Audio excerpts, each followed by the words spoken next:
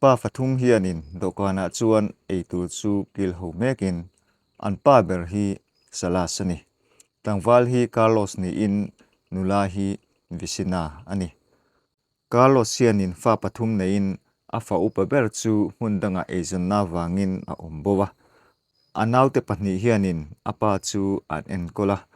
an u chuanin poisa chu thlatin aron thon thin ani salas chuanin dawhkana eitur om chu akut chuan aron pana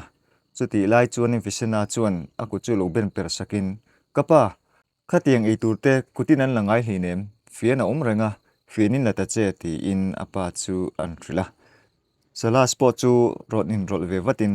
ni e khatin eitur an langai lo putar trok lutuk ti in mi te pon an soyang che khati khan la to reng reng su an tia chuti an ti hnu chuanin salas chu ron tong chuakin vesina lampang chu aron ena boi ke chu putar kan ni towa tuna thilin ei changkang vel hianin ka e ve thiam lo tatani an tia chuta Carlos lampang chu han hoile in Carlos ani chuan pa hi min tem deuh ti na ni mo ti in Carlos chu an zota chuta vesina chu ron tong chuakin iten om reng alom ikutei khoi nu kha tunge e le duang kan thu soi hi zom mai te englai po boi pui ngai reng ni kha izun dei ek dona piangin kenin kan boi pui chia ke ni hi om lawila engtin ngei om chungang chu wangin kan soi ang hian om mai ro ti in afanu chuan an vin jeka chumi hnu chuan dawhkana eitur chu a pleta chuan an suah sak zungzunga apa hma chuan an dah pheia thatak chuan an ei ho ve maya Mahse chu tian ei ho lai chuan apa chu an mel le a khati khan ei tuam su I thial zone te khan I hmui te kha chip te che ten om lutuk mai tar tropin ni ringo talom he tiang ani don chuanin voi khat nga kan ei ho tol hawang nang mai in a hrangin ni Asia tawang ibulakil chu shom mei ti in a fanu chuanin an haw le zeka chutia fa te pahnin an han ti zek chu salas chu alung ni lo hle a ngoreng chuan ei tur chu a ei ta a atu kalo ni a visina chu an thu thlenga chuan du da deuh hian a thua phone chu alo en mul mula chuti lai chuan a u nau pa Carlos chu abula chuan nal deuh hian aron thua aron siam thamul mola visina chuanin khongei chule don tak khaiwa nal ve ti in a u nau pa chu alo bia Carlos po chuan o ishe to na nge ka hril lo vek chakha la thien ten kan party don ti in ni zana po ka hril vek chea iril ruwan chak lo tak isia reng na hi thalo lutuk ti in afarnu chu an fiam kuala vesina chuanin party ti reng mai poisa min di leng chu poisa nei ini mangsi lova ka u lai hian ia kau na hian ron da du mangsi lo tuna ka bulai rong kal na chan chu poisa min dil don niang mo an tia Carlos po chuan nei hredike khoi poisa chu min pe vat mai te ka thien te min ngak to nia ti in visina hne na chuan poisa chu an dila visina chuanin a bek chu an khoi ruk ruka anhuwa chuan poisa chu ron la chuakin Carlos lampanga chuan an lek pheya Carlos chuan poisa chu han lak pa in e he dollar za chau hi mo min pek don he tiang te ing tham nge niang ka thien te bula poisa ka rong peng chu kang ka ti ve hei chau min pek te chuan ka thien te min nui za lu tukang khoi adang min pek bel ro ti in visina hne na chuan an dil le a visina chuanin nang hi poisa he lutuk heng hi ani na taka chuanin kapa in kol na na ka uin ron thona nia nang poni hriat vekha keipon mamo tam taka nei ve nia ti in auna pa hne na chuan an suya Carlos chuanin o ka hria isoi jing lutuk thil tui deuh kalo hon don chinia wain tui ber chi karon honang ti in auna nu hne na chuan an hri le a Carlos chuan poisa lak pa chuan ka u nau nu hi chu Ivan Felthin tak em email po thra ti in a u nau nu chu an faka chu min hnu chuan poisa chu an chiar mol mola a hlim mel hle mai a chia zon huwa chuan a u nau nu hne na chuanin kalo ho halu tuk don lo ania thil tui deuh chu karon hon don che nia lo om reng che ina hian o an ti a chuak zui ta nga la a chuan hnu chuanin vesina chuanin ngai sak zui lem lo chuan phone chu a en chun zom le a atu kalo ni a vesina chuanin apa salas chu dokana chuan ei tur chop sakin apa po chuanin ei tur chop sak chu a ei mol mola vesina chu ron tong chuakin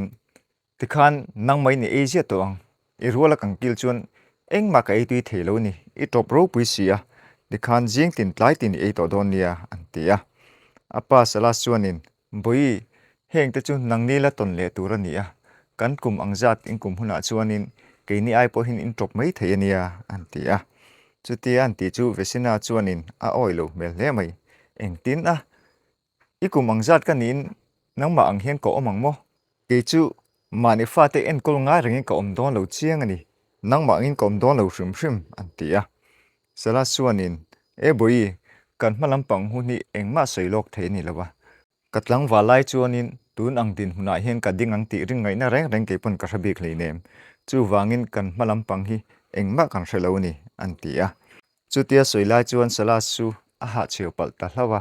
a ei tur chu do kana chuan a per chuaya chutia apan ha cheu ta chu vesina chu a thin rim thar le a trop lutuk mai khati ha cheu don te chuan lelam pang te hoi ta che I thil eina silpo hi ka pe lowania a trop ro pui si do kan pui ti bal ve kalom sota varanda ila thang lokol ro ti in varanda lampang chu an ko ka a thut hmuna tang chuan thowin apa chu wheelchair chuan norin varanda lampanga chuan anor chuak ta ngala vesina chu anin chung stepa chuan chukin doorbell a ron re ka wang chuan kongkhar chu awa honga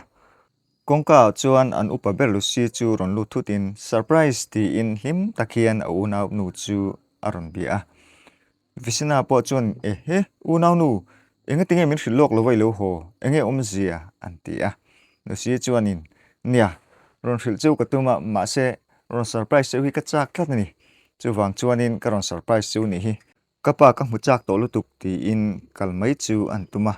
Mahse visina chuanin a una nu chu lo dangin ngolukte kapa chu tuna hianin om hadam meka ti boi chi ni lo nakene hmuzok don nia tuna chuan om hadam phot ro se antia chumin hnu chuanin lusi chuanin ani tak chu ani khonge Carlos si oma ti in anjota Carlos sun hatokina chu kani kha unau nu I chaw om ro pi si dining hall lampanga kalila coffee ka ron siam sakang che tui de win ka siam sak don che nia antia chumin hnu chuanin lusi po chuan ole ani le I coffee siam chu inang miang ti in dining hall lampang chu an pana dining hall an thlen chuanin thutna chuan han thu in dokana chuanin an thil eina la ti phallo an hmu chuan banin an en china ka unau te hi chu an van che fel lo tak em he tiang te chu han ti fai ve ngal mai turania ti in aril ru chuan an ngai tua vesina chuanin coffee chu ama chuan on chopin an pahnih chuan an induna anna a atlun le tlun lo te chu an zot ve luama lusi po chuanin atluan thu te hrilin apa chanchina bok chuan alut le a apa chu lo engkol thale thalo te chu an zot ve luama visina chuanin kan engkol thalu tuk kapa chu ngai tu ma te che tuna hin wheelchair ala mang mai nia nakena chuan mana ngai lawang doctor te soidan chuanin exer te lak pui ula ke in la kal le thei mai thei ni ati kha antia chu thu lucy nan ria chu a hlim hle mai chutiam pahnia anti ti borbor lai chuan kongkhara chuanin Carlos su aron luta a u lo hoti hrelovin vesina chu ron kovin vesina unau nu hei karon hon tuilu tukania inhne ka intiam ngai khan karon hon tui te ngai ni o antia a unau nu te lampang aron hoi chuanin lucy an muthut chu makati hle a ka ho rungot a hnuwa chuanin ekhai unau nu entinge lo thlena I lo honu mo antia lucy chuanin visina hne na I chanchin ka zota na thukina chuak ti in min thrila I chunga ka lo lom ve te reng nen Mahse hei tuna ka hmudan che hi kavan lom lo vele tlangwali nia poisa tho chuna turte po hi izona ngai to nia antia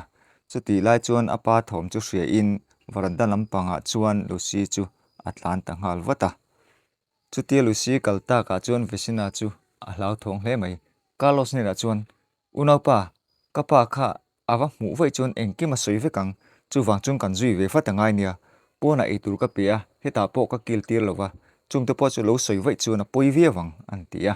Carlos chuan ani chuan kan kalve vata ngai ni chu lokol ro engman soi ma kan vati boi ngai ni atia chumi hnu chuan an pahni chuan man mo takin apa te lampang pan chuan an kalve ta a sala chuanin varanda chuan ei tur chu alo e meka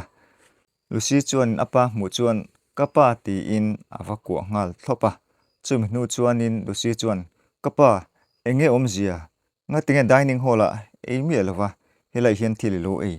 enge omzia min thril ro ti in apa chu anzota chuti la chuan vesina chu abula chuan on tlan thleng vatin vesina chu ron tong chu ngalin kapa heta hian lo ei de ni mo enge an ei tu em ka thil siam chu ti in aron tong zum zunga Visinai tu soi chu ngai tu lo takian salas chuanin afanu Lucy chu a en renga salas chu ron tong chuakin bui voin hi ka inen tir mi khanin ka ria Mahse kan nakal lawa hi kan kal don em ti pok a lawani voin hi doctor em thil ni kha chu ni ngei ka ria ti in Lucy hne na chuan an chuya Lucy po chuanin ani mo ka pa ni hi ka lo hotwa ke ma nge hin ka hrueng che ei tur hi ei zo vat la o ti in apa hne na chuan an suya Visina chuanin kapa nia ka lo mang hil the polom ka u nau nu lo honga ka lo philia ka lo boi ve ka ni voin hi in entir ni chu ni lowa Mahse kholai kan len ni exari lak ni ni kha chu jok chu ni lokoro kalang umhiang ti in apa chu andor nga zung zunga Sala setepa faza po chu kholai a chuan in nor chuakin kalpa chuanin an ti ti howa pa pakhata chuan an leng howa chuti lai chuan doctor pakhat hi an lampang pan chuan arong kala Mr Salas kan vai mukhat ve local tura ka ti huna che I local le tamang si lowa engei an zel ke ni kal thei to mi ti in aron zota chuti aron te wang chuan Lucy chuan vesina chu han enin vesina enge umje doctor soi hi ti in an zota Visina po chuanin unau nu ihre sual palani doctor hi ma chuan kan rona Mahse la midang kan pan le to ni ma kan pan ani wangin aron betlang nel ani hi an ti doctor po chuan ka kalsan phot meng chu ti in akal vele tam maya an ni po chu kalchun zum ve ngal main Mahse Lucy ngai chu a thata tat lo apa le a unau te chunga hian engamudik lo chu om tla thian a ria malak dan tur angai tur ruta kal chung chuan an ti ti ho zela thunna rem deuh chuan hmu chuanin Lucy chuan helai hian thu chawl lok teng alum ro puisi ti in thu chu an rota chuta chuan han thu chawlin Lucy chuanin alum boxi tui hal boxi solai chuanin ice cream khan zuarin ka ria in valei lok don ami ke in le har lovin ka ria motor chu keng lo me ro o ti in a unau te chu an thrila a bek chu hanjanin poisa chu an la chuaka Visina chuanin khoi Carlos ne he kan valei nge are nang ni motor ke na ngai hli nem ti in poisa chu an la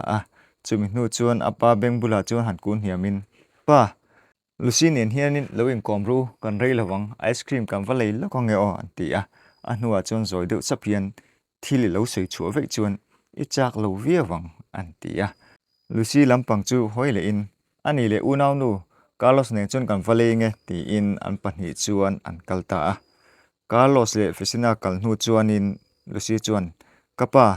I hmela le ani hmela khan thil dik lo om tlatin ka ria chu wangin tuna hianin anni pahnih kha katir bowani kha thudik tak I ka tang hian hriat ka du ni engemaw zebruk in nei tlatani chiang takin min hril ka du ni kapa ti in apa Carlos ne na chuan an soya chutia fanu Lucy in an zo ta ka chuanin salas chu alung se thar hle I lo ho har ka ti hle sin I una te hi rin tlak ani lollo ke hi ka kong chin thu lampang ka che thelo ni maya Mahse ka ril ru chu la har vek doctor thil soi engkim po kala hravek ani in entir po kan in entir ngai lova tin tuna hian doctor te soi dan chuanin exer ka lak tha chuan ke kal le thei mai kani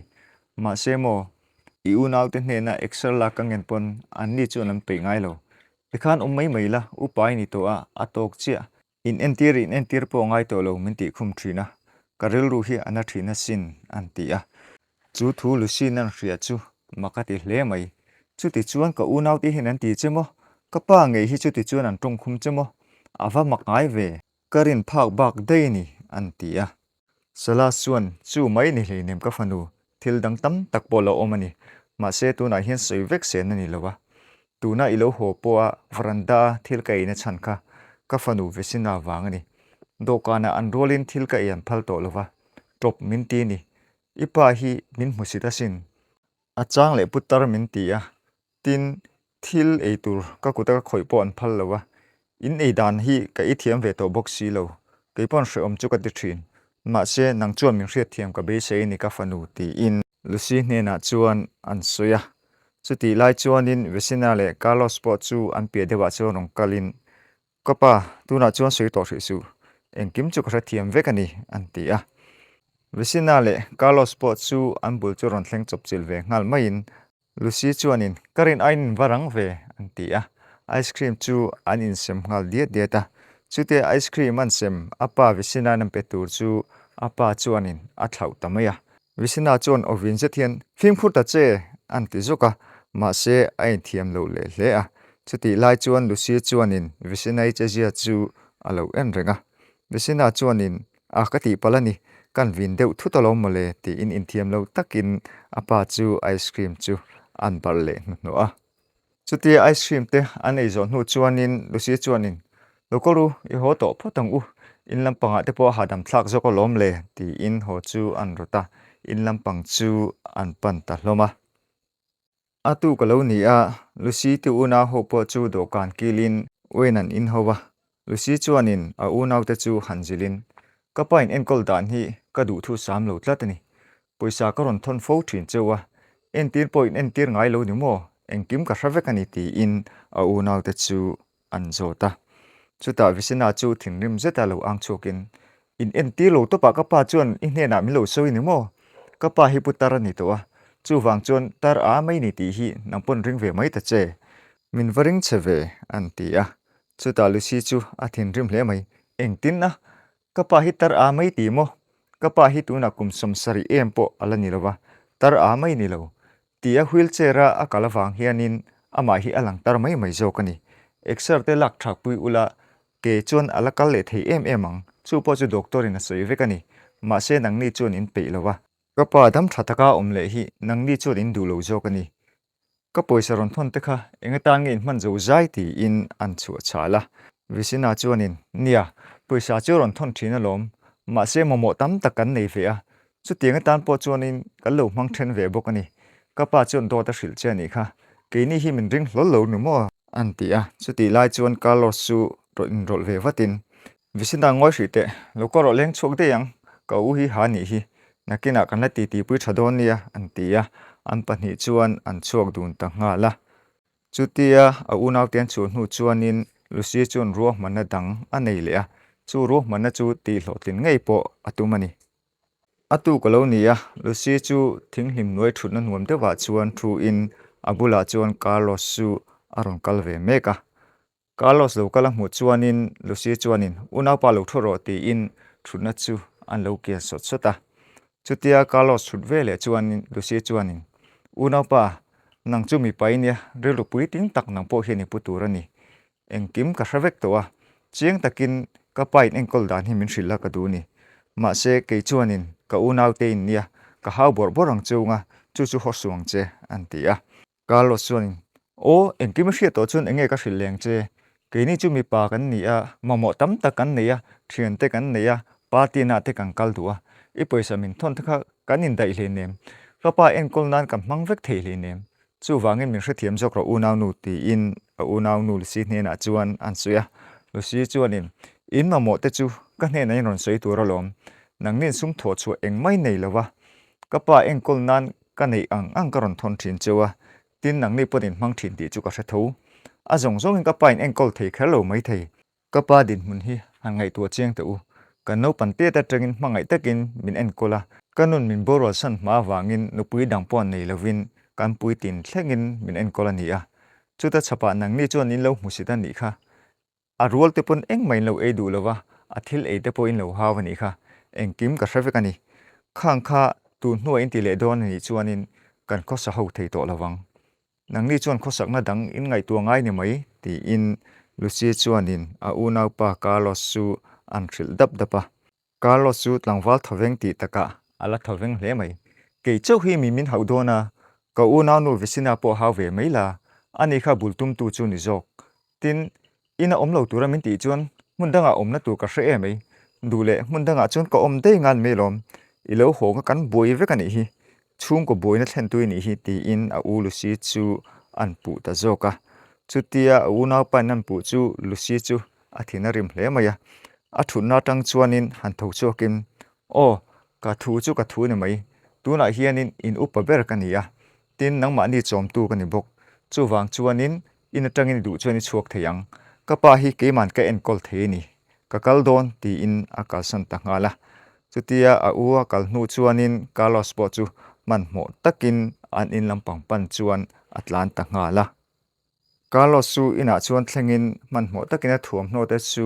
chuata chuan a the thlajung zunga chuti lai chuan a una nu vesina chu lo hongin chutia kalosan thom non the da noi chu makati hle a kalos su man mo takin in chung lampang atang chuan ron chukla in vesina chuanin enge ni omzia kalos heng thum no nei noi hi enge omzia ti in anzota kalos chuan in hi ka chua san don ani voina una nu lu si nen kan in bia ani chuan min hauna sakhop mai chuwang chuan ina heng kom pe to lo ka chuak don ani ti in athuam no chu asiam mol mola vesina chuanin chu tiang mai mai chu turan hlei nem chuak rungot mala khongei kalanga kalna tu dang nei chuang mi antia kalos chuanin ka thian te bula ka kal don ni nang po hi idik longna engke ma hravek kantan in soi thiamin omzi omlo ti in a una nu chu an hrila chuti lai chuan lucy po chu kongkha ron hongin kongka chuan aron lut ve chi aboka lucy chuanin kha kalos chok don ta ni mo ti in kalos su aron bia kalos chuanin o ka chok don he ka thom no po lai ka da vek to ka chu san dei don chu ni he nu wang vek hi lom ti in vesina chu an ina vesina chu han an khum halin nangma wangin ka du lo thleng thlengin thil ka tia ka pa pon nangma wangin ka hmusit phani nang he min hruai sual vek ka u lo honga ka u in min hau hrepa in ka chua san don pha nangma wang vek ti in a u nang nu chu an hawa vesina chu alo por ve hle mai eng ani keima wang mo i thil tia hian keima min pu le ozong su o ti in a u na pa chu alo vin let ve a chu ti lai chuan lucy chuan aban ron pharin atok ngoi mak ro i chu don chung kalos chuak ro ka dal don lo che ti in kongkha lampang chu an kok wa a kalos po chuan o ka chuak don ka chuak khopang ka lo ho to mi lawang ti in kongkha lampang chu panin kongka a chuan a chuak ta nga la kalos chuan hu chuanin lucy chuanin vesina chu chiang deuh hian an ena vesina kalos su a chuak to a nang entingi om ve don kapai en kol pe lo chuan i chu ve mai anga yang kapa en kol turin engma po thok lovin he ina hian ka da chuwa nangli chuanin in lo hmusita ka poisa ron thon zong zong te po atan pakhat mai hmangai lowa doctor in enti na hmuna po in thruai ngai lo bok eng kim chiang takin ka hriani antia chu thu vesina na hria chu kalos min pu vek ani mo chu tiang em in kapa chunga hin ka chelo hrim hrim ani kapa chu ka hmangai ve em a ka thiam ang tok le ka thei ang tok in ka pa chu ka lo duat ve thina sin Mahse nang chuan min pu che hle mai an ti a eng tin ani ka pu chhe chemo ka pan eng kim min hril vek ani tuna hian in soi thiam tur pakhat mai nei lo i du chuan ka pai hmangai don lo chuan po nai chho ve ngal thei ang ti in kong kha chu an ko ka vesina chuanin ka chuak om lo mai he in hi ka ta ni a ka chuak hau lowang ka pa hne na po he in hi mana tangin ka dil dei to ni ka hminga da turin he in hi ka pa ka ti ni chu wangin he in hi ka chua san don lo hrim hrim nang hi chuak jok turin ti in ala por ve hle mai an pahnih chuan an in nial na sa hle a chu ti lai chuan apa chu wheelchair mang chuan an lampang pan chuan arong kala apa lo kalan hmu chuan an pahnih chuan an en rual dun thota apa chu ron tong chuakin in vain nial na sa bor bor ve tuna hian ke chuanin he in nei tu tur hi kapuang chok don ani ngundewin lo ngai thlang chu an ti a chuti lai chuan lucy chuan apa dara chuan an lo vuana visina chuanin chutia apa in nei tu tur an soi tur chu a hupur ru hle a chuta apa chu ron tong chuakin tuna chuan ka soi to ang khanin in hnial na kha karon ti top don ani ke hianin fa pathum ka nei chewa ka hmangai em vek chewani amma a ke ka kal thei lai khan nangni pon min hmangai chuan ka hria Mahse hei tuna wheelchair ka hmang ta chia min hmangai lo tu chu ke chuan chiang takin ka hria cheu ni chu wang chuanin tuna ka soi om zia chu tuna chuan in hriat thiam ka ring soi dot lo mai la in hriat thiam ur urang visina ke hi mi mol anga te min lo chua ti ka hria doctor hne na po min hruai ngai lo khoi hria em tin ei tur po imbula ka ei ngai lo khoi hria em nang chuan min hmusit ani ipa hi min hmusita midang laka po min za pui ni in una nu lo ho hun hi ke chuan ka lo ngak lel em thina tuna chuan in una nu ka fanu dik tak chu kabula umta he in nei tu tur dik tak chu ka fanu lusi nge hi ni e ti in an soi dap dapa chutia apan na soi zo chuan visena chu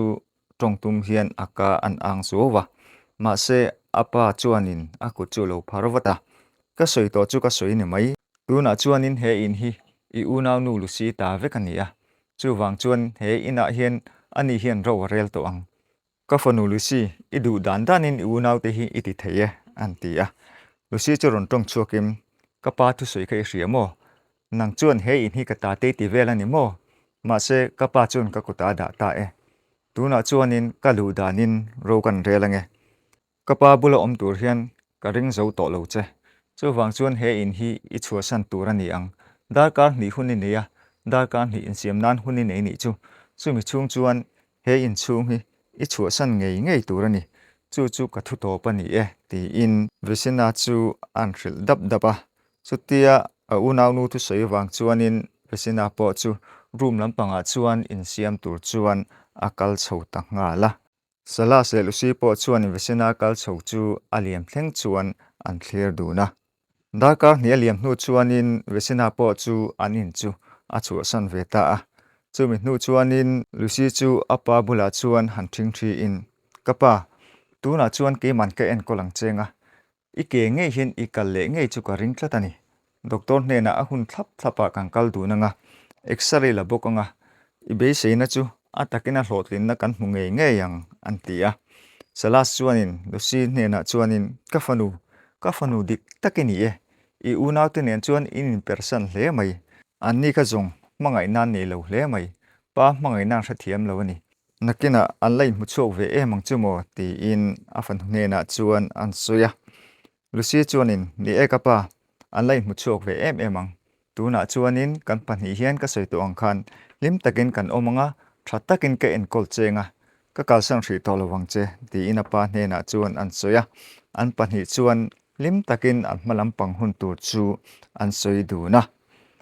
ole alo top le tareng mai a top dan hi kan du thu sam lo fo thin ni ke po ka du thu sam lo thin khamo a film siam tu ten anti top miau si chuan top mai sela tero ole video te milo en sakna milo thlir sakna min ngai thak sakna in chunga kalom thin lu tu kani o thir tu le ngai thatu zong te in zawa in lodam ula kanin hule zel tura be seng o hun man nom le vek ule